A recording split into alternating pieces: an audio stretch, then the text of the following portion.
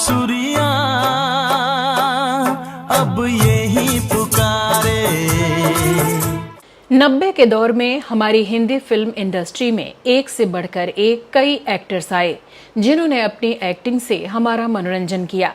दिल चीर के देख तेरा ही नाम होगा, तेरी वफा तेरी सदा। इनमें से कुछ एक्टर ने तो अपने टैलेंट और किस्मत के बलबूते बॉलीवुड पर राज किया, तो वहीं कुछ का जलवा आज भी कायम है। दीवानी दीवानी दीवाना तेरा हो गया। लेकिन कुछ बदनसीब एक्टर्स ऐसे भी रहे जो कुछ सफल फिल्मों और गानों में दिखे, लेकिन इस सफलता को वो ज्यादा दिनों तक कायम नहीं रख पाए और बॉलीवुड से गायब हो गए या कैरेक्टर आर्टिस्ट बनकर रह गए। मिलते मिलते हंसी वादियों में। तो आज के अपने इस स्पेशल शो में हम बात करेंगे उन्हीं कुछ गुमशुदा एक्टर्स की जिन्होंने शुरुआत तो धमाकेदार की, लेकिन बाद में इसे कंटिन्यू नहीं रख पाए।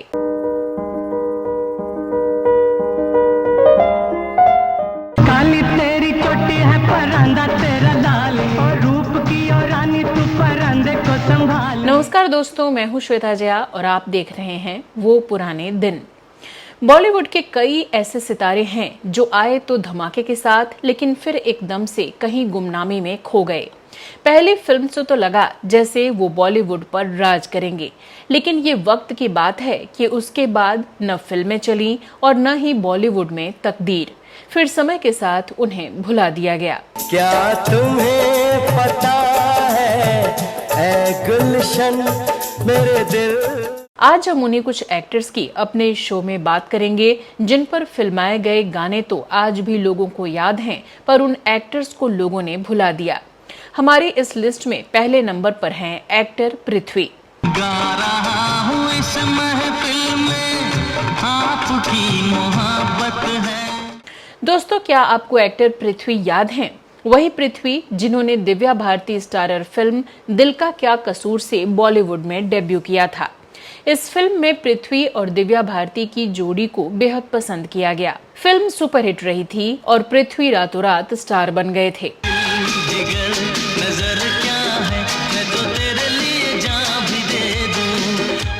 साल 1992 में आई इस फिल्म के बाद पृथ्वी को ढेरों फिल्मों के ऑफर्स मिले। कई बड़े प्रोजेक्ट पृथ्वी के पास थे, लेकिन इसके बावजूद पृथ्वी बॉलीवुड के बड़े एक्टर नहीं बन पाए।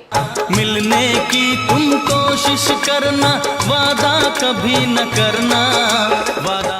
वो फिल्मों में छोटे मोटे किरदारों में ही सिमट कर रह गए और फिर फिल्मों से गायब हो गए। चलिए जानते हैं क्यों पहले इतनी बड़ी हिट फिल्म के बाद इनका करियर बर्बाद हो गया।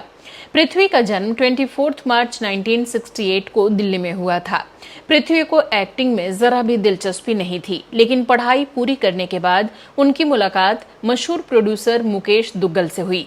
पृथ्वी के चॉकलेटी लुक्स और इम्प्रेसिव आंखों से प्रभावित होकर मुकेश ने उन्हें अपनी फिल्म दिल का क्या कसूर ऑफर कर दी। इस फिल्म में इनके अपोजिट मरहूम एक्ट्रेस दिव्या भारती काम कर रही थीं। फिल्मों का ग्लैमर ऐसा है कि लोग न चाहते हुए भी मना नहीं कर पाते, तो पृथ्वी ने भी तुरंत हाँ कर दी। लेकिन साथ ही फिल्म प्रोड्यूसर मुकेश दुग्गल ने एक कॉन्ट्रैक्ट इनके साथ साइन किया, जिसकी चर्चा हम वीडियो में आगे करेंगे।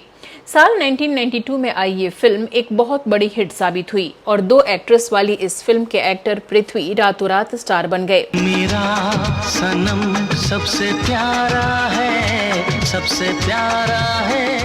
पृथ्वी ने अपने एक इंटरव्यू में बताया था कि वो दौर तो एक ऐसा दौर था कि लगता था मैं सपना देख रहा हूँ। मैं जिस गाड़ी से जाता था लड़कियां उसके आगे लेट जाती थीं। कहती थीं जब तक आप हमें ऑटोग्राफ नहीं दोगे, हमारे साथ तस्वीर नहीं खिंचवाओगे, हम आपको जाने नहीं देंगे। मैं भी शॉक हो गया था कि ऐसी भी फैन फॉलोइंग होती है। वो दौर तो बस एक ऐसा दौर था कि लगता था कि मैं सपना देख रहा हूँ।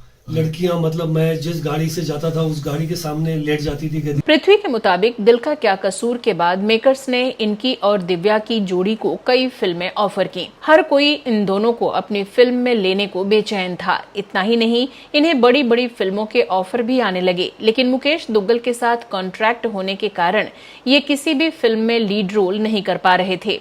इनको तब उस कॉन्ट्रैक्ट का काफी पछतावा हो रहा था कि मैं एक ऐसे एग्रीमेंट में फंस गया था जिससे मुझे निकलना बहुत मुश्किल हो गया था, और वो जो मेरा पीक टाइम था वो मेरा उन्होंने बांध के रख लिया था। यहाँ आपको बता दें कि मुकेश दुग्गल ने इनके साथ जो कॉन्ट्रैक्ट किया था उसमें साफ लिखा था कि आप हमारे अलावा किसी और की फिल्म में बतौर लीड एक्टर काम नहीं करेंगे। फिर क्या था, चाहते हुए भी दीवाना और बाजीगर जैसी फिल्में ये कॉन्ट्रैक्ट में बंधे होने के कारण साइन नहीं कर पाए, जो कि बहुत बड़ी हिट साबित हुई और इन्हीं फिल्मों ने शाहरुख खान को हिंदी फिल्म इंडस्ट्री में स्थापित किया। खैर, इन्होंने इस बीच साइड हीरो या कैरेक्टर आर्टिस्ट के तौर पर कुछ फिल्मों में काम जरूर किया, जैसे कि प्लेटफॉर्म, मेरी आन, दिल वाले कभी न हारे, होगी प्यार की जीत आदि। आजकल के जमाने की मोहब्बत ये नहीं देखती कि आशिक का दिल कितना बड़ा है, बल्कि ये देखती है कि आशिक का घर कितना बड़ा है, उसकी जेब कितनी बड़ी है। तू ऐसा कर, तू शाम को उसे ठीक 5 बजे ग्रीन पार्क रेस्टोरेंट में ले आ, मैं वहीं पहुंचता हूँ। मुकेश दुग्गल के साथ कॉन्ट्रैक्ट खत्म होने के बाद पृथ्वी ने एक बार फिर लीड रोल के तौर पर फिल्मों में काम की तलाश शुरू की, लेकिन अब कोई भी फिल्म निर्माता इन्हें बतौर लीड हीरो काम देने को तैयार नहीं था। तो इनका करियर छोटे मोटे रोल तक ही सीमित रह गया और लोगों ने इन्हें भुला दिया। हमारे इस लिस्ट में अगला नाम है एक्टर अविनाश वाधवान का।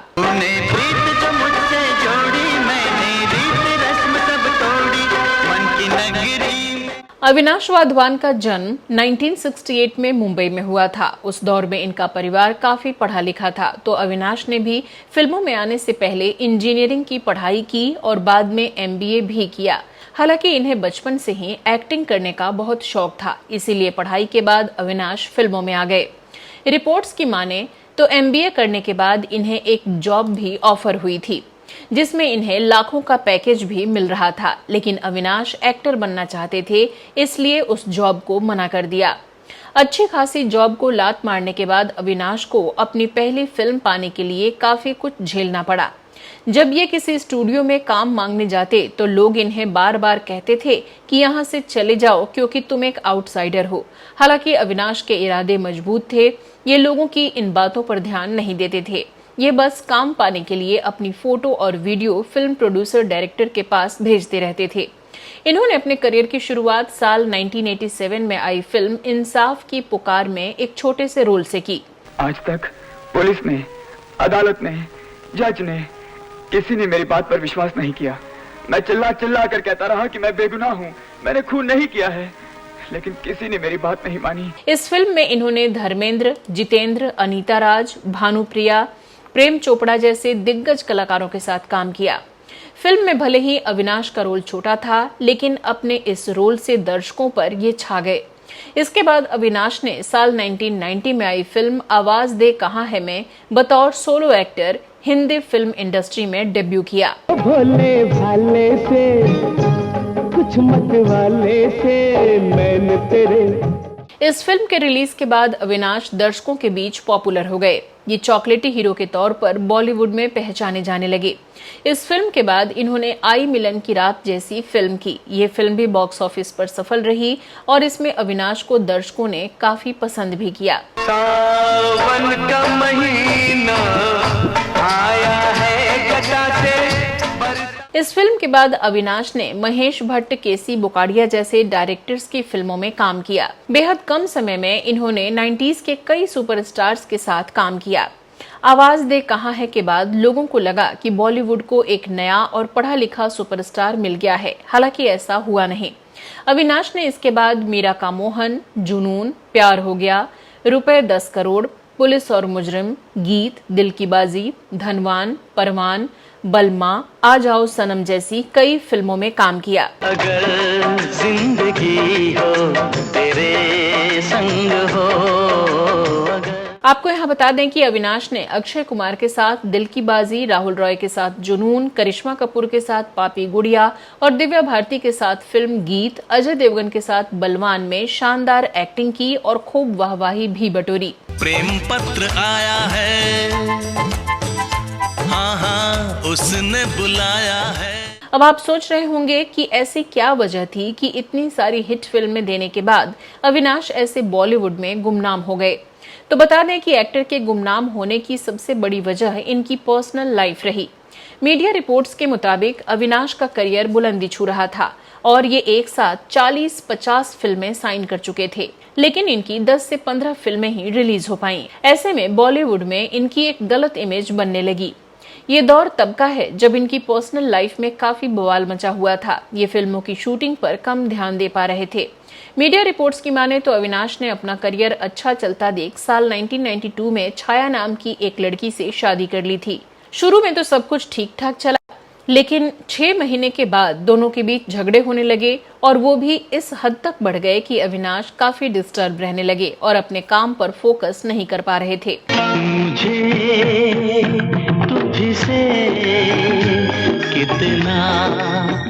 मीडिया रिपोर्ट्स की माने तो छाया जब तक इनकी जिंदगी में रही, इनका करियर तबाह रहा। ये अपनी शादीशुदा जिंदगी में इतने नाखुश थे कि अक्सर देश के बाहर अमेरिका या लंदन में रहना पसंद करने लगे थे।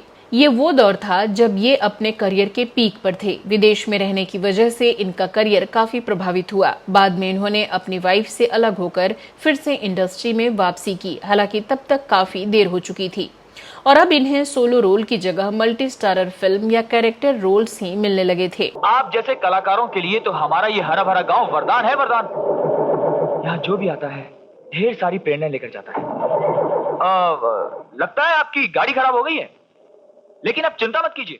इसके बाद इन्होंने छोटे पर्दे पर अपने करियर की शुरुआत की। एहसास, सीआईडी, शोभा सोमनाथ की, डोली अरमानों की और बालिका वधू जैसे टीवी सीरियल से।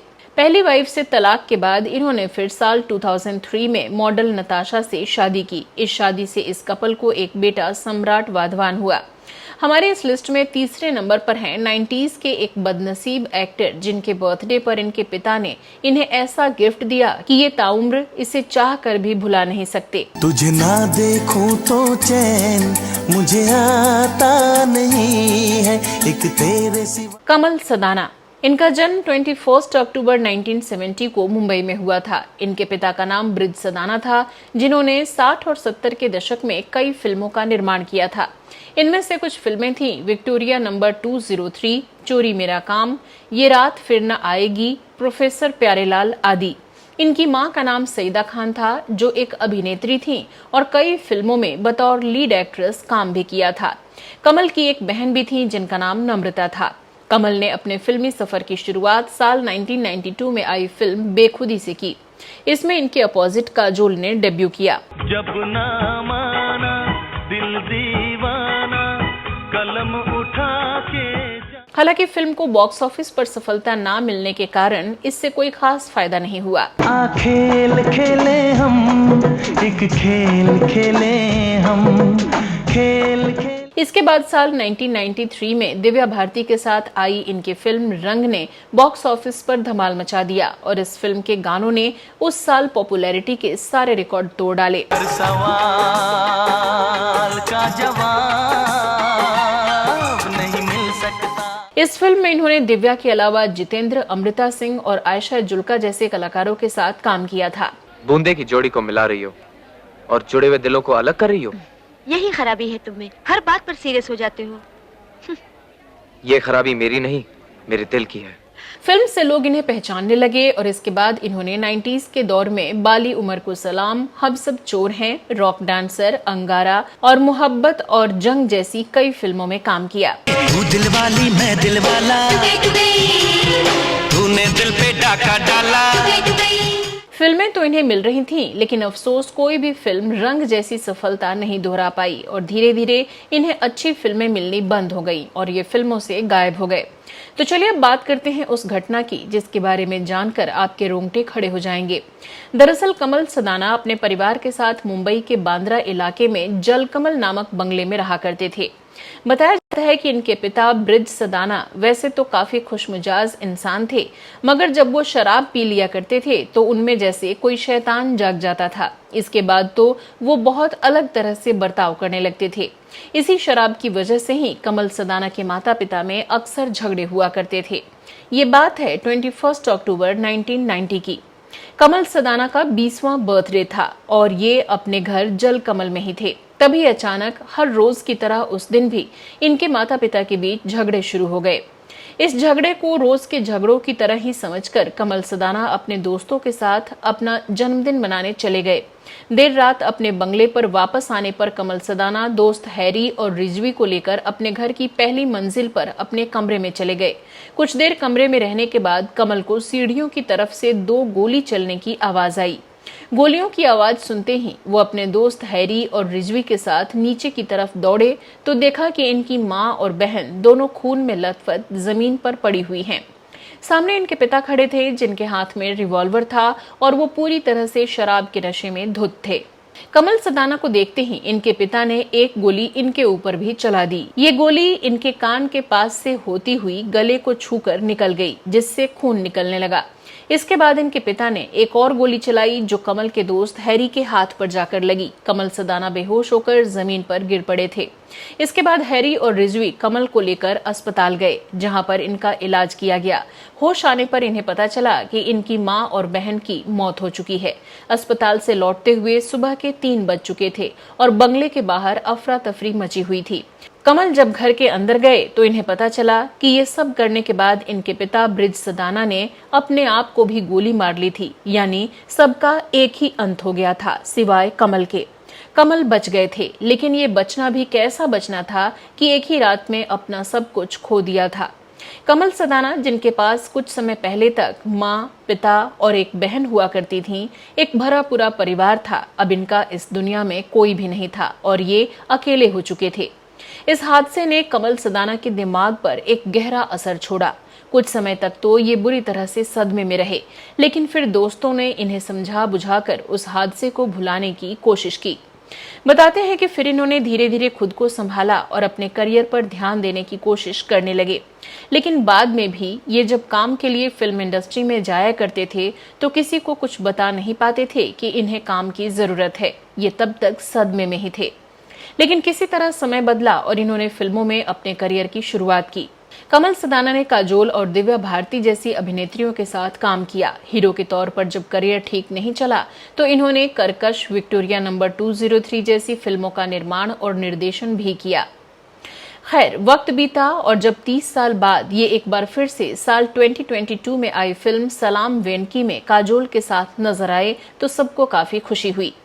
हमारे इस लिस्ट में चौथे नंबर पर हैं एक्टर सुमित सहगल। काली तेरी चोटी है परांदा तेरा लाल नी, काली तेरी चोटी है परांदा तेरा लाल नी।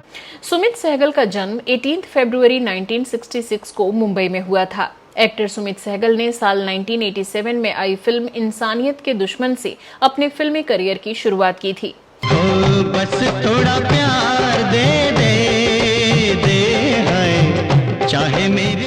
इसके बाद ये इसी साल 2 और फिल्मों ईमानदार और परम धर्म में भी नजर आए।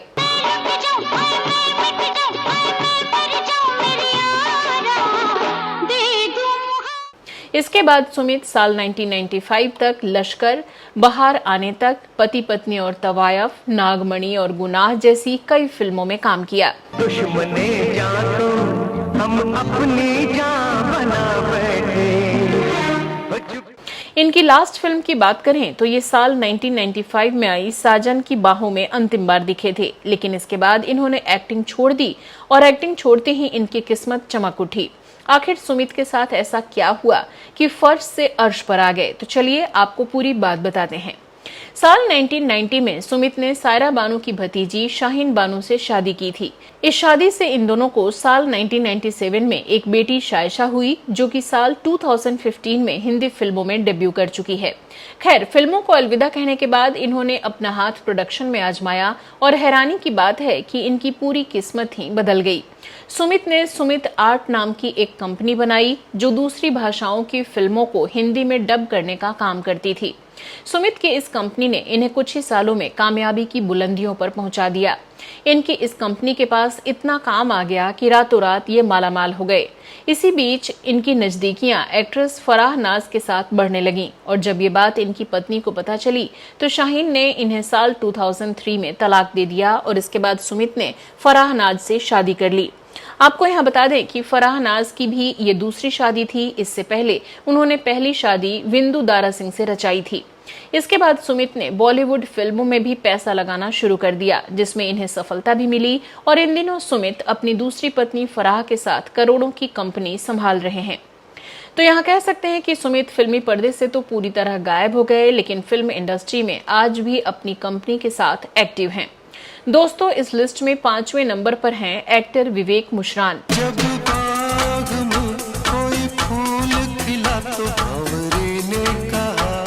दोस्तों, आपको इलू इलू सॉन्ग तो याद ही होगा। फिल्म सौदागर का ये गाना मनीषा कोइराला और विवेक मुशरान पर ही फिल्माया गया था। साल 1991 में आई इस फिल्म से विवेक मुशरान ने अपने एक्टिंग करियर की शुरुआत की थी और रातों रात स्टार बन गए थे। सुनिए, फिर आइएगा तो सिर्फ इस सीमा तक आइएगा। वैसे वासुदेव नाम है मेरा, दुश्मनों का लड़का हूँ। इस फिल्म के बाद विवेक मुशरान की जिंदगी में ऐसा भी वक्त आया जब इन्हें अक्षय कुमार से भी बड़ा स्टार माना जाने लगा था।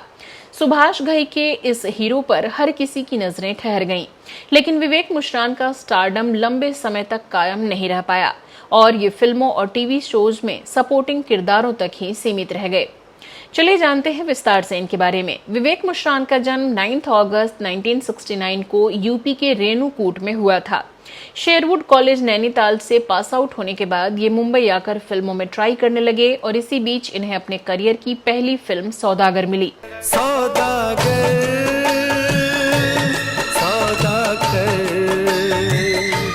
सुभाष घई की सौदागर के बाद विवेक मुशरान फर्स्ट लव लेटर, प्रेम दीवाने, बेवफा से वफा, दिल है बेताब और राम जाने जैसी फिल्मों में नजर आए। हम जैसा कहीं आपको दिलबर न मिलेगा। लेकिन फिल्मों का गलत चुनाव कहें या किस्मत, इनका सिक्का नहीं चल पाया। 2005 में ये किस्ना में नजर आए, लेकिन उसके बाद 10 साल का गैप लिया और फिर साल 2015 में आई फिल्म तमाशा में एक छोटे से रोल में नजर आए। You are decent boy, polite, nice, everyone like you, and you are doing like this, all for that one girl. What is there so much in that girl? What is there? इसके बाद विवेक साल 2017 में बेगम जान और 2018 में विरेदी wedding जैसी फिल्मों में भी दिखे। फिक्र तो बहुत पहले से थी, जाहिर करने का मौका नहीं मिल रहा था, अब मिला है एक नए सिरे से जिंदगी शुरू करने का मौका। सुनो। लेकिन ये कभी अपनी पहली फिल्म सौदागर वाली सफलता को दोहरा नहीं पाए और कैरेक्टर आर्टिस्ट बनकर रह गए। फिल्मी जानकारों की माने तो दरअसल जिस साल विवेक ने बॉलीवुड में कदम रखा था, उसी साल अक्षय कुमार की भी बॉलीवुड में धमाकेदार एंट्री हुई थी।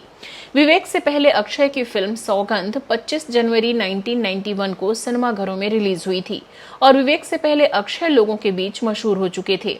वहीं फिल्म सौदागर की रिलीज से पहले ही विवेक के हाथ एक और बड़े बजट वाली फिल्म लग गई थी, जिसे प्रोड्यूसर हरीश शाह बना रहे थे और वो उस दौर के काफी मशहूर प्रोड्यूसर थे। हरीश शाह ने अपनी किताब ट्रस्ट विद फिल्म्स में बताया है कि वो एक फिल्म बना रहे थे जिसके लिए उन्होंने लीड रोल के लिए सौदागर के विवेक मुशरान और मनीषा कोइराला को साइन किया था। विवेक मुशरान और मनीषा के अलावा फिल्म के लिए वो हेमा मालिनी और दिलीप कुमार को भी ले रहे थे। वहीं हरीश को इस फिल्म में एक सेकंड लीड रोल की भी तलाश थी, जिसके लिए उन्होंने अक्षय कुमार से संपर्क किया और वो इस रोल को करने के लिए तैयार भी हो गए। बता दें, ये उस वक्त की बात है जब विवेक की फिल्म सौदागर सिनेमाघरों में रिलीज नहीं हुई थी और अक्षय की फिल्म सौगंध बॉक्स ऑफिस पर छाई हुई थी। सब कुछ ठीक चल रहा था, लेकिन पेंच वहीं फंस गया जब अक्षय ने इस फिल्म को करने के लिए एक शर्त रख दी। अक्षय ने कहा था कि वो विवेक से सीनियर हैं क्योंकि उनकी फिल्म पहले रिलीज हुई है, इसलिए फिल्म के क्रेडिट में विवेक से पहले उनका नाम आना चाहिए। वहीं विवेक इस बात को मानने के लिए तैयार नहीं हुए। हालांकि हरीश ने दोनों एक्टर्स को समझाने की पूरी कोशिश की कि वो क्रेडिट को मुद्दा न बनाएं, लेकिन अक्षय ने उनकी एक न सुनी और उन्होंने इस फिल्म को छोड़ दिया। इसके बाद ये फिल्म बन ही नहीं पाई। अगर ये फिल्म बन जाती तो सौदागर के बाद विवेक की ये दूसरी सुपरहिट फिल्म होती। कह सकते हैं कि इन्हें किस्मत का साथ नहीं मिला और फिर देखते ही देखते ये बड़े पर्दे से गायब होते चले गए। हालांकि फिल्मों के बाद इन्होंने टीवी पर भी कुछ शोज किए और आखिरी बार इन्हें साल 2024 में आई वेब सीरीज मामला लीगल में देखा गया। दोस्तों, आपको क्या लगता है इन एक्टर्स के बारे में कि क्यों ये अपनी पहली फिल्म की सफलता के बाद आगे उसे कायम नहीं रख पाए और फिल्मों से गायब हो गए? कमेंट सेक्शन में लिखकर अपनी राय जरूर दीजिएगा। तो चलिए कुछ और नए किस्से कहानियों के साथ अगले एपिसोड में आपसे फिर होगी मुलाकात। नमस्कार।